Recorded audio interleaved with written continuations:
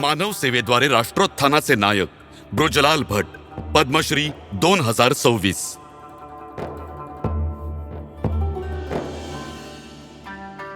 जग ह्याला पृथ्वीवरील स्वर्ग म्हणतात, पण या स्वर्गाने आपल्या प्रियजनांना दूर जाताना पाहिलं।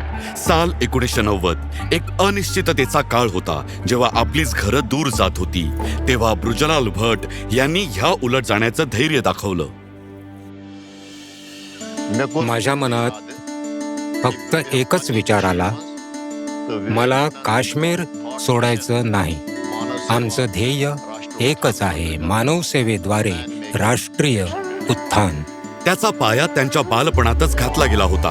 अनंतनागमधील एका मोठ्या संयुक्त कुटुंबात वाढलेल्या भट साहेब यांची सकाळ इंद्रनाग चष्मा, गुरुद्वारा, देवीबल मंदिर आणि ऋषी साहेब यांच्या जियारतीने भरलेली असायची। हीच गंगा जमुनी तहजीब पुढे त्यांच्या आयुष्यातील सर्वात मोठं मिशन बनलं।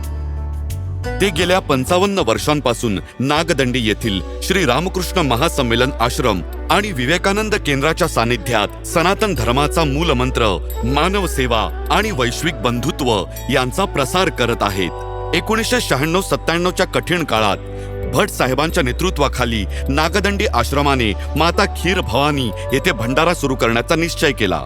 सुरुवातीला खीर भवानी मातेच्या भंडाऱ्यामध्ये जेमतेम 400-500 लोक होते, पण कशाचीही पर्वा न करता आम्ही पुढे जात राहिलो आणि माझी पत्नी प्रत्येक पावलावर माझ्या पाठीशी नेहमी उभी राहिली आणि त्यामुळे मला भरपूर काम करण्याचं बळ मिळालं। त्यांच्या धाडसी पुढाकाराचं फळ आज स्पष्टपणे दिसून येत आहे। 2024-25 मध्ये त्याच अन्न वाटपात 35,000हून अधिक लोकांनी भोजन केलं। समाजाला एकत्र आणण्याबरोबरच अमेरिकेतून हॉर्टिकल्चरचं उच्च शिक्षण घेतलेल्या भट साहेब यांनी काश्मीरच्या ओसाड आणि उजाड जमिनीही फुलवल्या। वैज्ञानिक विचारसरणीचा वापर करून सफरचंद आणि अक्रोडाच्या बागा बहरून टाकल्या। कोल्ड चेन आणि नवीन पॅकेजिंग बद्दल शेतकऱ्यांना अवगत केलं। आज ते योग शिक्षण शिबिरं, संस्कार वर्ग आणि युवा संमेलनांच्या माध्यमातून युवकांना मार्गदर्शन करत आहेत। आता ते नागदंडी आश्रमाचा विस्तारही करत आहेत, जेणेकरून तिथे एका वेळी 400 लोक राहू शकतील। आज काश्मीरच्या नव्या पिढीला हे समजलंय की खरी ताकद परस्पर बंधुत्वात आहे। सन्मान आणि पुरस्कार फक्त एक टप्पा आहे, त्यांची खरी संपत्ती तर ती बीजं आहेत जी त्यांनी इथल्या हृदयात पेरलेली आहेत।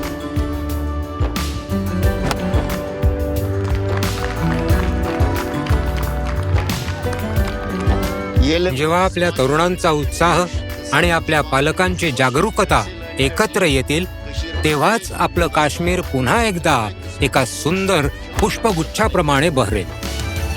त्यांचा हा प्रवास आता एक महाप्रवास बनलाय, जो कायम सुरू राहील। श्री ब्रुजलाल भट, पद्मश्री 2026।